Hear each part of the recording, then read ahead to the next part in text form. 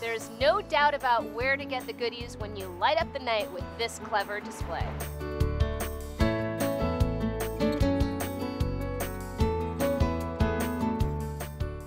This is a really fun way to make the path to your house a little more special for all your trick-or-treaters. So what you need to do is you need to start out with 4 pumpkins about the same size. These are all pretty small pumpkins. And you're going to download a template for this from bhg.com. So I've got my template already printed out, and I've actually taped it right here onto my pumpkin.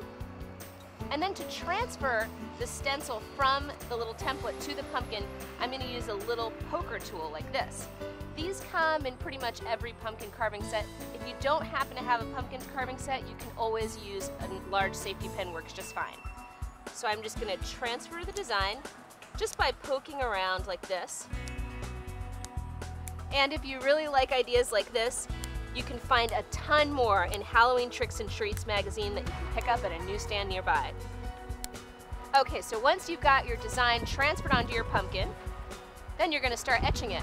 Now what I also did with this pumpkin is hollowed out the back. This is really important because you're actually going to stick these on top of posts so you can't hollow it from underneath.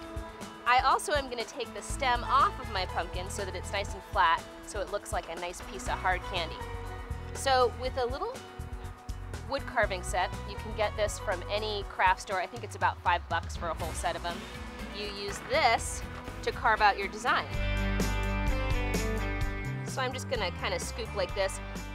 So if you are going to light these up, you want to make sure that you etch off as much of the rind as possible so that the pumpkin is nice and thin in the parts where you want the light to really show through. You can always use a nice permanent marker to outline your letters so that you can really see them. So I'm just going to, let's see, maybe do the C here and outline it around the outside.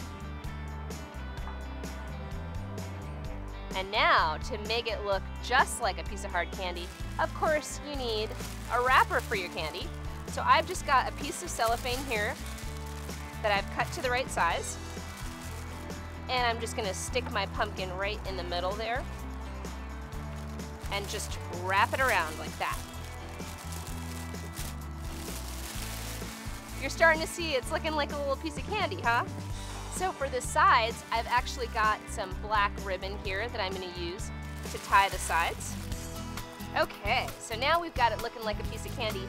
If you are going to still open up the back to put some lights in there, you're going to just want to cut around a little bit. And you know what? I wouldn't recommend using a candle with these because of the cellophane, so go with a battery-operated light instead.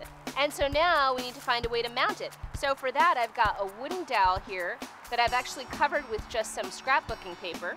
If you want to actually do this so that it's weather resistant, you can coat the outside or put some contact paper over the top of the scrapbooking paper, and that'll make sure it sticks around for a little bit longer.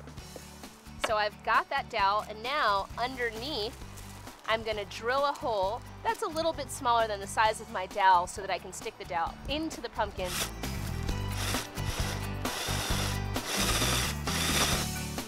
Now this is such a fun way to light a path to your house or put it in your front lawn to let people know where the candy is.